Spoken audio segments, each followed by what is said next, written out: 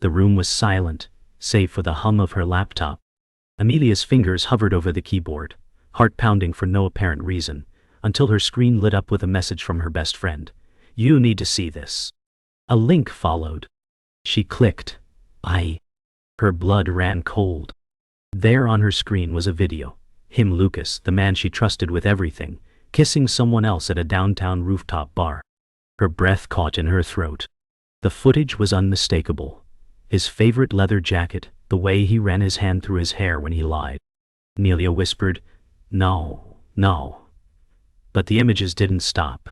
The camera had captured everything, his smirk, her giggle, their fingers entwined. She collapsed into the chair, heart imploding in slow motion. This wasn't a misunderstanding. This was betrayal. In 1080p. Amelia didn't sleep. Morning came, but it brought no peace. She sat on the edge of her bed, the weight of disbelief crushing her chest. The man who once promised to protect her heart had shattered it with casual cruelty. She replayed his words in her mind. "I could never hurt you." Lies. Every memory now twisted into thorns. She reached for her phone, thumb hovering over his name, but her hand pulled back as if burned. What could she say? What could he say that would make this feel less real? Tears slid silently down her cheeks. The world outside her window moved on. Birds chirped, light filtered through the curtains, but inside, everything stood still. Her trust wasn't broken, it was annihilated. This wasn't heartbreak. This was the death of belief. By midday, rage had overtaken numbness. Amelia stormed into Lucas's apartment unannounced. She still had the spare key. He stood in the kitchen, casual, unbothered, until he saw her face. "Amelia," he started. She didn't let him finish. "Who is she?" she spat, voice shaking but fierce. His eyes darted, a flicker of guilt flashing across them. "It wasn't serious," he said. "Wrong answer." She laughed bitterly. "You made it serious when you lied to my face." Lucas stepped forward, arms slightly raised. "I didn't want to hurt you." Amelia threw the key on the counter like it was poison. "Too late," she said. "You already did." And she left, slamming the door behind her, her pulse roaring like thunder. Lucas didn't chase her. Instead, a few hours later she received a simple message. "I'm sorry. I'm leaving for a while." No explanation, no apology worth anything. Just emptiness. Amelia stared at the screen until the words blurred. Her hands trembled, not from sadness but from the finality of it all. This was real. He was gone. She walked to the window and saw his car pull out of the driveway. He didn't look up. He didn't look back. Her body shook with quiet sobs. He left her, not just physically but emotionally long ago, and now it was official. The betrayal didn't kill her. His absence would. The night stretched endlessly. Amelia lay in bed, eyes wide open, staring at the ceiling as the fan above spun in lazy circles. Every blink brought another flashback. Their first kiss, their last fight, that video. She tried to silence her mind, but it screamed louder in the dark. Her pillow soaked with tears, she curled into herself, knees to chest, like a child seeking shelter. But there was none. Her phone buzzed once. It was just a weather alert.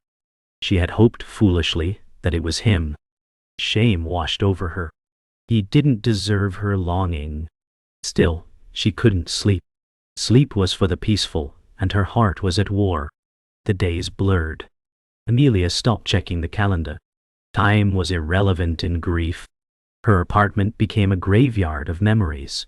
Photos tucked away, his jacket still draped over the couch, untouched like a relic. She stood in the shower fully clothed one morning, the hot water pelting her skin, hoping to burn the pain away. But it clung to her like steam. Her phone lay silent for days. No calls. No explanations. No closure. She screamed once, loud from the depths of her stomach, and the echo startled even her. It wasn't just heartbreak. It was a full-body collapse of identity. Who was she without him? And more terrifying, Had she ever been herself at all? Amelia tried. She really did. She took long walks in the park, stared at trees she used to ignore. She sipped coffee at the corner cafe, and watched strangers smile at nothing. Normal, she whispered to herself. Just act normal. But every moment felt artificial. Her mind played traitor, replaying Lucas's laugh in the wind, or imagining him turning the corner any second. Her body was present, but her soul hadn't caught up. A smile from a stranger helped briefly. She nodded back, pretending it was enough. Pretending was the only way to keep going when your heart refuses to move on.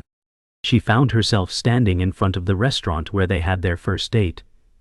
It hadn't changed. The same yellow lights twinkled in the windows, the same wine-colored awning swayed in the breeze. But inside her, everything had shifted. Amelia peeked through the glass, half expecting to see them again, laughing, clinking glasses, dreaming of futures. Her stomach twisted. Memories didn't fade here. They lingered like ghosts, grinning from tables, whispering from corners. She closed her eyes and whispered, "I was happy here." And then the crueler truth surfaced, but I was also blind. Texts started coming in, friends with opinions, voices layered with sympathy and judgment. "You deserve better. Forget him. I never liked him anyway." Amelia read each one with a clenched jaw. Where were these insights when she was happy? When she was blind in love? Her best friend Maya came over, arms full of wine and pity. "We'll get through this," she said. Amelia wanted comfort, but not this pity parade. She smiled anyway, let Maya play the cheerleader, let herself be the broken doll. But inside she wanted to scream, "You don't know what I lost." Denial was a veil. But rage was fire. It came without warning, a flash flood that drenched her every nerve. One evening, Amelia opened a drawer and saw an old photo album, pictures of vacations, birthdays, Sunday mornings. Without thinking, she hurled it against the wall. The sound of tearing pages echoed louder than any scream. She grabbed his forgotten hoodie and ripped it, seam by seam, as if undoing every lie. No more tears. Just fury. For every time she made excuses. For every moment she begged for love. For every lie she swallowed just to feel seen. "I am not a victim," she muttered. And for the first time, she almost believed it. Amelia packed away the last of his things. The apartment was quieter now, cleaner somehow. With every folded shirt, every pair of socks, she peeled away the layers of her past. The silence wasn't painful anymore. It was purposeful. She sat on the floor afterward, legs crossed, breathing slowly. It was the first time she realized she wasn't waiting for a text, a call, a door to open. She wasn't waiting for him. Her phone lay on the table, untouched. She picked up a book instead. The air around her felt lighter, like grief had loosened its grip. Solitude didn't mean loneliness. It meant space to breathe. For once she could hear her own thoughts, and they were finally her own. The office smelled like lavender and worn books. New way. Amelia sat across from a woman with kind eyes and a clipboard. "Where would you like to start?" the therapist asked gently. Amelia hesitated. Then, quietly, "I don't know who I am without him." It was the truth. Not poetic or dramatic, just honest. The woman nodded, no judgment in her gaze. Week by week, Amelia unpacked more than just trauma. She uncovered habits, inherited silence, people-pleasing patterns. "You shrunk yourself to fit his comfort," the therapist said one day. And it struck her like a bell. Therapy wasn't a cure. But it was a mirror. And Amelia was starting to see herself clearly. One Saturday, Amelia did something simple. She bought herself flowers. No occasion. No audience. She carried them home with a smile that surprised even her. Yellow tulips. Bright, foolish, beautiful things. She placed them in the vase he used to hate, and watched them open in the sunlight. Then she baked, something he used to mock her for. the apartment filled with cinnamon and warmth. She danced a little in the kitchen, barefoot and free. It wasn't a declaration of healing, but it was a whisper of self-love. She was no longer living for someone else's approval. She was beginning to live for joy. Healing wasn't linear. One afternoon, she saw a man who looked like him at the bookstore. Her breath caught. The same walk, same jacket. Her legs froze, eyes locked. When he turned, it wasn't Lucas. But the panic had already flooded in. Her chest tightened. Tears stung. She rushed out without buying anything. That night, she cried in the shower again. She hated this, the ambush of memory, the betrayal of her own body. Wasn't she doing better? She'd made so much progress. But grief didn't care about timelines. Healing wasn't a straight road. It was a storm, a gasp, a breaking wave. And sometimes it drowned you when you least expected it. Weeks passed. The pain dulled, though it never vanished. Amelia stood in front of a mirror, brushing her hair back, eyes steadier than they'd been in months. She was still fragile, but no longer shattered. She met friends for dinner, and told stories without choking up. She jogged through the park, headphones in, wind in her hair. She even laughed, a real sudden burst that echoed out of her. And when she got home, she didn't check her phone. There was no one to text. But that didn't feel empty anymore. It felt clean. She had survived the hurricane. Now, she was learning how to walk again. And with every step, she liked herself more. Amelia's phone buzzed late on a Tuesday night. She almost didn't check it. These days, peace came from silence. But something nudged her. It was a name she hadn't seen in weeks. Lucas. The preview read, "Can we talk?" Her chest tightened. She sat down slowly, hands trembling as she opened the message. "I'm in town. There are things I need to say. Please." Her mind spun in every direction. Why now? After all this time? Rage flared first, followed by an ache she thought she had buried. She stared at the screen for minutes that stretched like hours. The cursor blinked, waiting for her reply. But Amelia didn't type a word. Not yet. She didn't reply, but 2 days later, there he was. Amelia opened the door to find Lucas standing there, older somehow, his face tired and unshaven, eyes searching hers. He didn't speak right away. Neither did she. The silence between them was thicker than it had ever been. "You look different," he said finally. Amelia crossed her arms. "You don't." That hurt him, she could tell. "Good. Why?" He stepped forward, cautiously. "I didn't come to beg, just to talk. If you'll let me." Her jaw clenched. The air between them crackled with memories. Love soured and buried. 10 minutes, she said. Not a second more. And she stepped aside. Inside, Lucas sat on the edge of the couch, like a man visiting a grave. Amelia stood across from him, arms still crossed. He began slowly. "I was a coward. I messed up. I lied because I was afraid you'd see who I really was and leave." She laughed coldly. "You're right, I would've." He looked up, pain flooding his face. "I don't expect forgiveness, I've been in therapy. I'm trying to change." Amelia narrowed her eyes. "For me, no," he said. "For me?" That answer shook her. It was the first honest thing she'd heard from him in months. She didn't respond. Her silence said more than any words ever could. The conversation spilled into the evening. They talked, really talked, for the first time in what felt like years. Not about what happened, but about everything before. "Remember the time we got lost in the mountains?" Lucas asked, smiling faintly. Amelia nodded. "You thought moss grew on the west side of trees." He chuckled. "You still bring that up."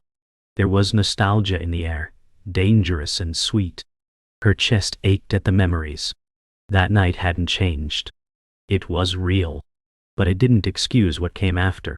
Still, part of her longed to feel that ease again. Just for a moment she let it wash over her, and then she pulled herself back. When he left, the apartment felt haunted by what wasn't said. Amelia stood by the door long after it closed, the echo of his voice looping through her mind. He hadn't begged. He hadn't pushed. He had simply told the truth. That made it harder.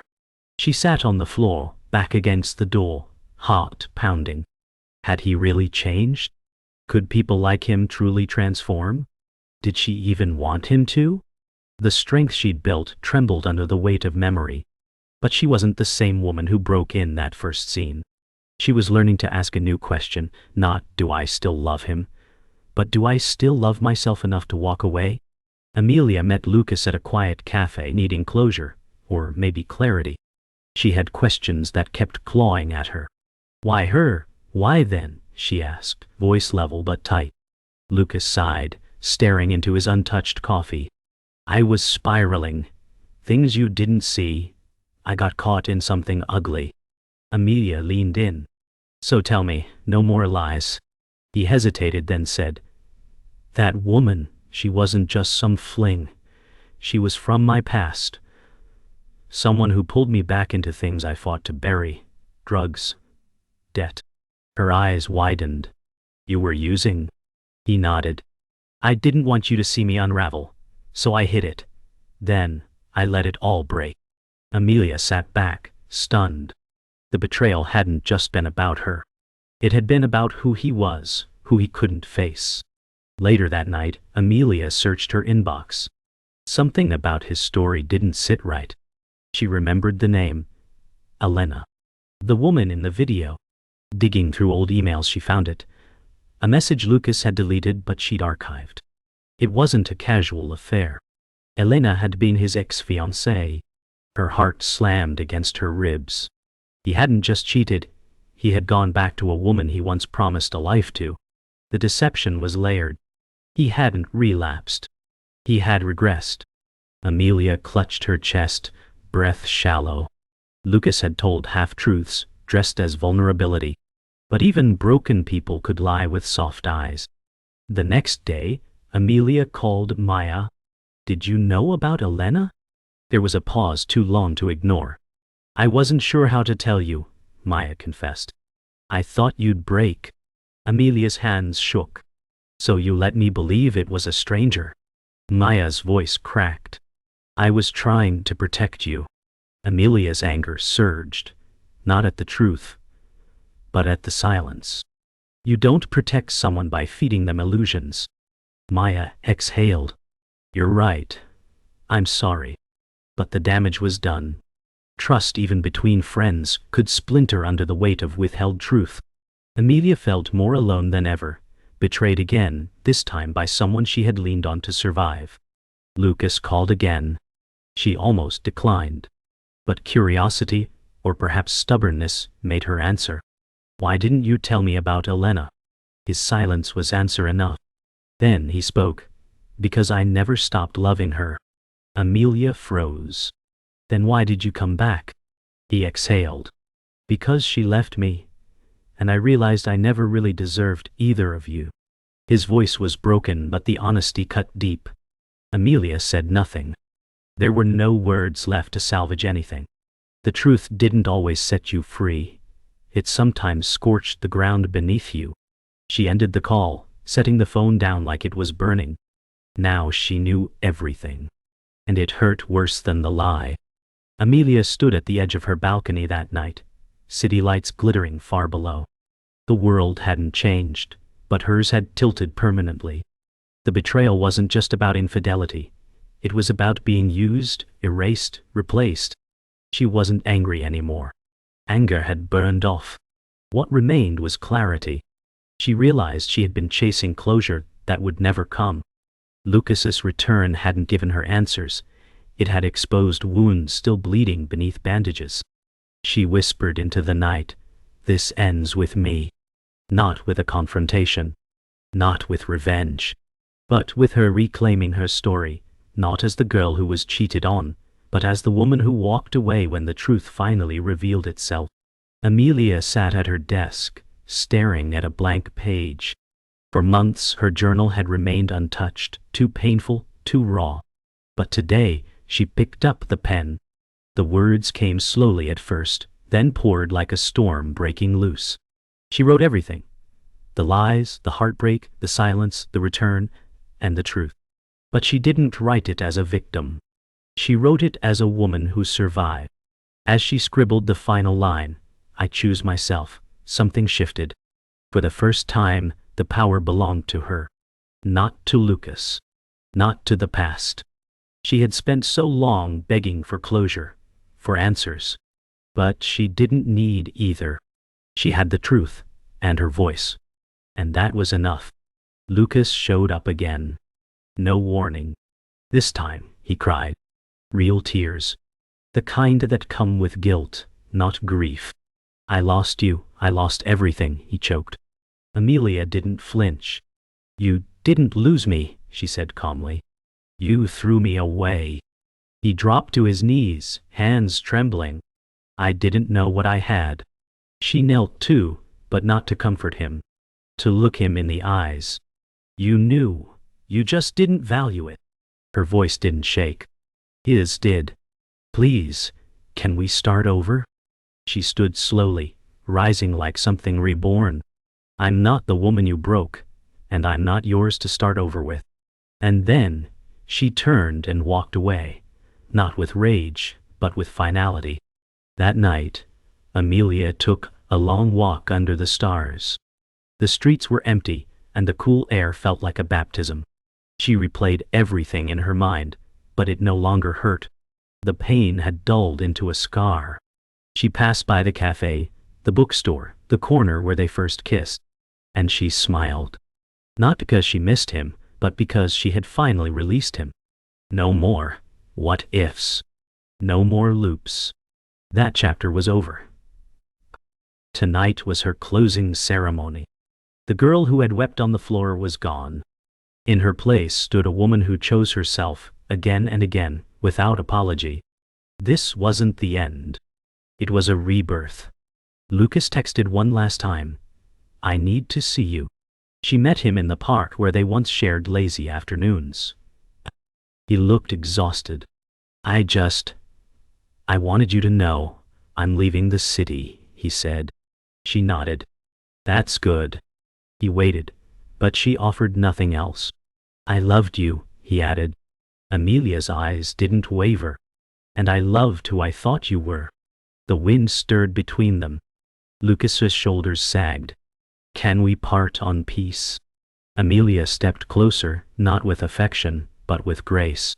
"We already have. I forgave you the moment I let go. No anger. No tears. Just closure, clean and quiet." And then she turned and walked away for the final time. Back home, Amelia stood in front of her bathroom mirror. The woman staring back was changed, subtly but powerfully. No more sunken eyes. No more hesitation in her shoulders. She traced her fingers along her jawline, not checking for beauty, but for strength. "I choose peace," she whispered. Not the peace of silence, but the peace that comes from surviving storms and knowing she can weather more. Her story wasn't about heartbreak anymore. It was about becoming. Not because of him, but in spite of him. She picked up her lipstick, applied a bold shade, and smiled. Tomorrow, she would start a new chapter. And it would begin with her name, not his. Amelia woke to the sound of birds outside her window, a sound she used to ignore. She moved slowly, deliberately, no longer rushing through life, as if trying to outrun something. The morning was ordinary. She made her bed, watered her plants, played a soft jazz playlist while making coffee. These small routines weren't just habits now, they were rituals. Sacred. Healing. The ghosts in her apartment had gone quiet, replaced by peace that hummed beneath everything.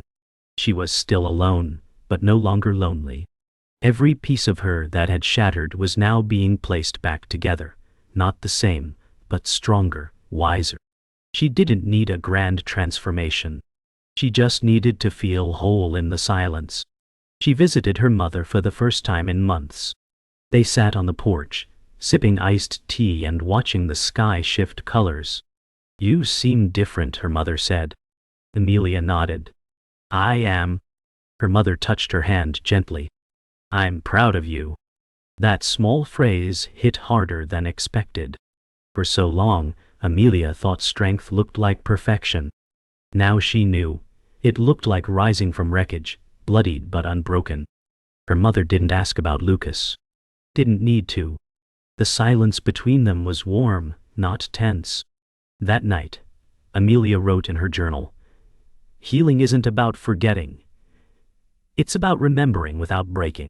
She closed it and smiled. She was no longer rebuilding for anyone else. Just herself. Amelia walked through a gallery downtown, surrounded by canvases that screamed with color and chaos. She paused at one. Abstract, violent, beautiful. A woman beside her whispered, "It's about heartbreak." Amelia smiled. Aren't they all? That moment stayed with her. Pain was no longer something she ran from. It was something she could see in others, understand, even admire. Every ache she endured had become a thread in her own tapestry. She could look back now without flinching. The girl who loved recklessly. The woman who burned. The survivor who rose. Each version of herself had left a mark. And now, finally, she loved them all. She saw Lucas once more, unexpectedly at a bookstore. He looked better, healthier, alone. Their eyes met across an aisle. Neither moved. Then, a quiet nod. No tension. No longing. Just two people with a history and no future. Amelia turned first, not from pain, but peace. It wasn't a goodbye. It was a thank you, for the lesson, for the strength, for the push that forced her to find herself. She didn't look back. She didn't need to. That brief encounter felt monumental. Not for what it was, but for what it wasn't. She had written her final chapter long ago. This was simply a footnote. Amelia sat on a rooftop under a blanket of stars, legs folded beneath her, journal open on her lap. City lights blinked in the distance, like tiny reminders of how far she'd come. She flipped to the last page, where a single sentence was already written. "This is not the end." She underlined it. Twice. Her story wasn't defined by betrayal, or by the man who left, or the woman she once was. It was defined by how she rose, again and again, even when no one was watching. A soft wind stirred her hair. She smiled up at the stars. "Thank you," she whispered, not to anyone, but to herself. And for the first time, it felt like everything began.